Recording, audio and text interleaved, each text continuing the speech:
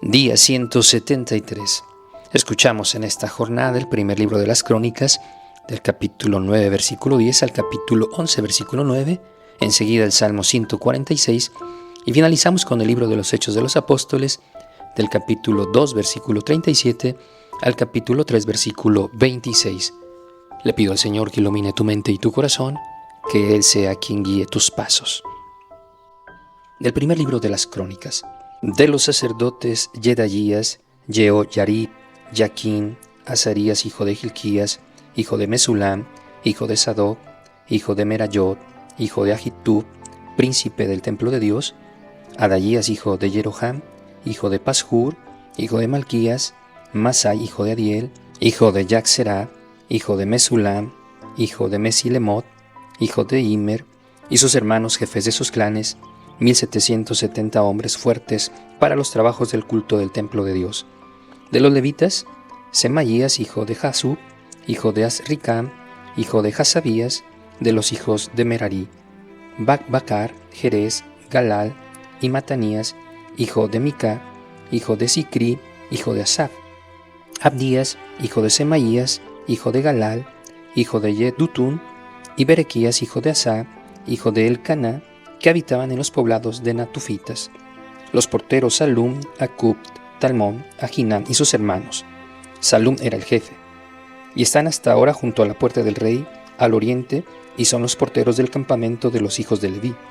Salum, hijo de Coré, hijo de Abiasab, hijo de Coré, y sus hermanos, los coreitas, del mismo clan, estaban al servicio del culto como guardianes de los umbrales de la tienda, pues sus padres habían estado encargados de la guardia de acceso al campamento del Señor. Pinjas, hijo de Eleazar, había sido antes su jefe, que el Señor esté con él. Zacarías, hijo de Meselamías, era portero de la entrada de la tienda del encuentro. El total de los elegidos para porteros era de 212 y estaban inscritos en sus poblados. David y Samuel, el vidente, les habían dado estas funciones permanentes.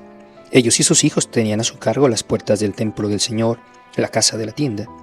Había porteros a los 4 lados, al oriente, al occidente, al norte y al mediodía. Sus hermanos que habitaban en sus poblados tenían que venir de vez en cuando a ayudarles durante 7 días.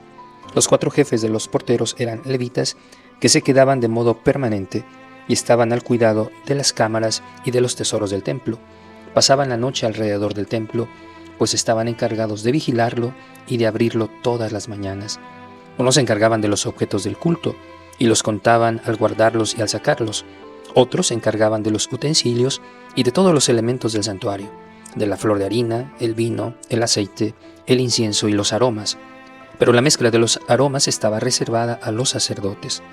Matatías, uno de los levitas, primogénito de Salum, el coreíta, era el encargado permanente de lo que se freía en sartén. Algunos de los queatitas, sus hermanos, eran los encargados de preparar los panes cada sábado. Había también cantores, cabezas de familia de los levitas, moraban aparte en los aposentos del templo, pues se ocupaban de día y de noche en su función. Estos eran los cabezas de familia de los levitas, jefes según sus genealogías, que habitaban en Jerusalén. En Gabaón habitaban el padre de Gabaón, Yehiel, cuya mujer se llamaba Maacá, y Abdón, su hijo primogénito. Después Sur, Quis, Baal, Ner, Nadab, Gedor, Ahió, Zacarías y Miclot. Miclot engendró a Simam. También estos habitaron en Jerusalén junto con sus hermanos. Ner engendró a Quis, Quis engendró a Saúl, Saúl engendró a Jonatán, Malquisua, Abinadab y Esbaal. Hijo de Jonatán era Meribaal. Meribaal engendró a Mica. Hijos de Mica eran Pitón, Melec y Tagrea. Ahaz engendró a Yará, Yará engendró a Alemet, Asmavet y Simri. Simri engendró a Mosa. Mosa engendró a Bibna, este engendró a su hijo Refaías, este a su hijo Elasá, este a su hijo Asel. Asel tuvo 6 hijos, cuyos nombres son Azricam, su primogénito Ismael, Sarías, Obadías y Hanán. Estos fueron los hijos de Asel. Entretanto, los filisteos entraron en combate contra Israel, y los hombres de Israel huyeron ante ellos y cayeron heridos de muerte en el monte Gilboa. Los filisteos entonces estrecharon el cerco en torno a Saúl y sus hijos, y mataron a Jonatán, a Abinadab y a Malquisúa, hijos de Saúl. Todo el peso de la batalla se inclinó hacia Saúl. hasta que los arqueros lo alcanzaron y lo hirieron gravemente. Saúl dijo a su escudero: «Saca tu espada y atraviésame con ella, no sea que vengan esos incircuncisos y me ultrajen». Pero el escudero no quiso hacerlo, porque tenía mucho miedo. Entonces Saúl tomó su espada y se dejó caer sobre ella. El escudero, al ver que Saúl había muerto, se dejó caer también él sobre su espada y murió con él. Así murieron junto a Saúl sus 3 hijos y todos los de su casa. Los hombres de Israel, que estaban en el valle, al ver que los suyos habían huido y que habían matado a Saúl y a sus hijos, abandonaron también ellos las ciudades y huyeron. Los filisteos vinieron y se establecieron en ellas. Al día siguiente fueron los filisteos a despojar a los muertos y encontraron a Saúl y a sus hijos que yacían en el monte de Gilboa. Les arrancaron la cabeza y las armas, y las llevaron dando vueltas por todo el país de los filisteos para publicar la noticia ante los templos de sus dioses y ante el pueblo. Depositaron las armas en el templo de su dios y clavaron sus cráneos en el templo de Dagón. Cuando los de Yabes de Galaad se enteraron de lo que habían hecho los filisteos con Saúl, se levantaron todos los valientes, quitaron el cadáver de Saúl y los de sus hijos y los llevaron a Yabes. Tomaron sus huesos y los enterraron bajo el tamarindo de Yabes y ayunaron durante 7 días. Saúl murió a causa de la infidelidad que había cometido contra el Señor, porque no guardó la palabra del Señor, y también por haber invocado y consultado a una pitonisa. No quiso consultar al Señor, por lo que le hizo morir, y entregó el reino a David, hijo de Jesé. Todo Israel se reunió junto a David en Hebrón y le dijeron: «Aquí nos tienes, hueso tuyo y carne tuya somos. Ya desde hace tiempo, cuando Saúl era nuestro rey, tú guiabas las entradas y salidas de Israel, pues el Señor tu Dios te había dicho: tú apacentarás a mi pueblo Israel, tú serás príncipe sobre mi pueblo Israel». Vinieron también todos los ancianos de Israel hasta el rey a Hebrón, y el rey David estableció con ellos un pacto en Hebrón ante el Señor. Luego ungieron a David como rey de Israel, según había dicho el Señor por medio de Samuel. Después David con todo Israel se encaminó contra Jerusalén, es decir, Jebús, pues los jebuseos eran los habitantes de aquella región. Pero estos dijeron a David: «No entrarás aquí». Sin embargo, David conquistó la fortaleza de Sión, que es la ciudad de David, y dijo David: «El primero que ataque al jebuseo será jefe y príncipe». El primero que subió fue Joab, hijo de Zeruyá, y pasó a ser jefe. David se aposentó en la fortaleza, que por eso fue llamada ciudad de David, y fortificó el perímetro de la ciudad, desde el Miló y la circunvalación. Joab restauró al resto de la ciudad. David iba siendo más poderoso, y el Señor de los ejércitos estaba con él. Salmo 146. Aleluya. Alaba, alma mía, al Señor. Alabaré al Señor mientras viva. Entonaré salmos a mi Dios mientras exista. No pongas su esperanza en los príncipes, en un hijo de hombre que no puedes salvar, que exhala el espíritu, vuelve al polvo, y en ese mismo día fenecen sus pensamientos. Dichoso el que tiene su auxilio en el Dios de Jacob, su esperanza en el Señor su Dios, que hizo los cielos y la tierra, el mar y cuanto hay en él, que guarda fidelidad eternamente, que hace justicia a los oprimidos, da pan a los hambrientos. El Señor libera a los cautivos, el Señor abre los ojos a los ciegos, el Señor endereza a los que se encorvan, el Señor ama a los justos. El Señor guarda a los extranjeros, sustenta al huérfano y a la viuda, pero tuerce el camino de los impíos. El Señor reina eternamente, tu Dios Sión, de generación en generación. Del libro de los Hechos de los Apóstoles, capítulo 2, versículo 37 y siguientes. Al oír esto se dolieron de corazón y les dijeron a Pedro y a los demás apóstoles: «¿Qué tenemos que hacer, hermanos?». Pedro les dijo: «Conviértanse, y que cada uno de ustedes se bautice en el nombre de Jesucristo para perdón de sus pecados, y recibirán el don del Espíritu Santo, porque la promesa es para ustedes, para sus hijos y para todos los que están lejos, para todos los que quiera llamar el Señor Dios nuestro». Con otras muchas palabras dio testimonio y los exhortaba diciendo: «Sálvense de esta generación perversa». Ellos aceptaron su palabra y fueron bautizados, y aquel día se les unieron unas 3,000 almas. Perseveraban asiduamente en la doctrina de los apóstoles, y en la comunión, en la fracción del pan y en las oraciones. El temor sobrecogía a todos, y por medio de los apóstoles se realizaban muchos prodigios y señales. Todos los creyentes estaban unidos y tenían todas las cosas en común. Vendían las posesiones y los bienes y los repartían entre todos, según las necesidades de cada uno. Todos los días acudían al templo con un mismo espíritu, partían el pan en las casas y comían juntos con alegría y sencillez de corazón, alabando a Dios y gozando del favor de todo el pueblo. Todos los días el Señor incorporaba a los que habían de salvarse. Pedro y Juan subían al templo para la oración de la hora nona.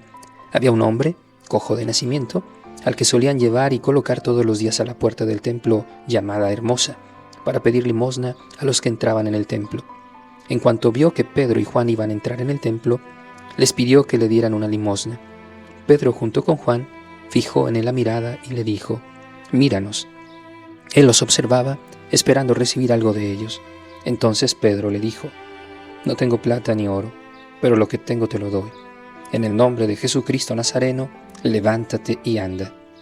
Y tomándolo de la mano derecha, lo levantó, y al instante se le fortalecieron los pies y los tobillos. De un brinco se puso en pie y comenzó a andar. Y entró con ellos en el templo andando, saltando y alabando a Dios. Todo el pueblo lo vio andar y alabar a Dios, y reconocían que era el mismo que se sentaba a la puerta hermosa del templo para pedir limosna. Se llenaron de estupor y asombro por lo sucedido.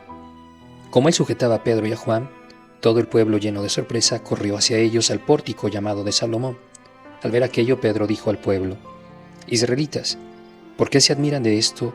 ¿O por qué nos miran como si hubiéramos hecho andar a este hombre por nuestro propio poder o piedad? El Dios de Abraham, el Dios de Isaac y el Dios de Jacob, el Dios de nuestros padres, ha glorificado a su Hijo Jesús, a quien ustedes entregaron y negaron en presencia de Pilato. Y cuando éste había decidido soltarlo, ustedes negaron al santo y al justo y pidieron que les indultaran a un homicida. Mataron al autor de la vida, a quien Dios resucitó de entre los muertos, de lo cual nosotros somos testigos. Y por la fe en su nombre, a este que ven y conocen, su nombre la restableció, y la fe que viene de él le dio la completa curación ante todos ustedes. Ahora bien, hermanos, sé que obraron por ignorancia, lo mismo que sus jefes, pero Dios cumplió así lo que había anunciado de antemano por boca de todos los profetas, que su Cristo padecería. Arrepiéntanse, por tanto, y conviértanse, para que sean borrados sus pecados, de modo que vengan del Señor los tiempos de la consolación, y envíe al Cristo que ha sido predestinado para ustedes, a Jesús, a quien es preciso que el cielo lo retenga hasta el tiempo de la restauración de todas las cosas, de las que Dios habló por boca de sus santos profetas desde antiguo. Moisés en efecto dijo: «El Señor Dios suyo le suscitará de entre sus hermanos un profeta como yo. Lo escucharán en todo lo que les diga. Y sucederá que todo el que no escuche a aquel profeta será exterminado del pueblo». Todos los profetas desde Samuel y los que vinieron después, cuantos hablaron, anunciaron estos días. Ustedes son los hijos de los profetas y de la alianza que Dios estableció con sus padres cuando le dijo a Abraham: «En tu descendencia serán bendecidas todas las familias de la tierra». Al suscitar a su Hijo, Dios lo ha enviado en primer lugar a ustedes para bendecirlos, cuando cada uno se convierta de sus maldades. Palabra de Dios, te alabamos, Señor. Reflexión de este día 173. El pecado es una espiral que termina en la muerte, como vemos en el suicidio autodestructivo del rey Saúl. Sin Dios no hay escapatoria al inexorable patrón de ruina del pecado, pero con Dios las cosas cambian. San Pedro predica a la gente en Jerusalén diciendo que mataron al autor de la vida, a quien Dios resucitó de entre los muertos. A pesar de nuestro fracaso, Dios sale victorioso. Pedro nos muestra cómo escapar de la espiral de muerte del pecado. Arrepiéntanse, por tanto, y conviértanse, para que sean borrados sus pecados. Jesús vino a liberarnos de las funestas consecuencias de nuestras acciones propias, de nuestros propios pecados. Pedro explica cómo Jesús cumple dos predicciones centrales del Antiguo Testamento. Primero, Él es el profeta que Moisés anunció. Segundo, acerca de la bendición universal que Dios había prometido a través de Abraham. Jesús no viene a destruirnos, sino a salvarnos y a bendecirnos. Él libera a los cautivos y abre los ojos a los ciegos. Su obra de salvación nos trae la verdadera felicidad. Dichoso el que tiene su auxilio en el Dios de Jacob. ¿Cómo puedes vivir una vida más plena de arrepentimiento y disfrutar más plenamente de las bendiciones que Jesús te consiguió a través de su muerte?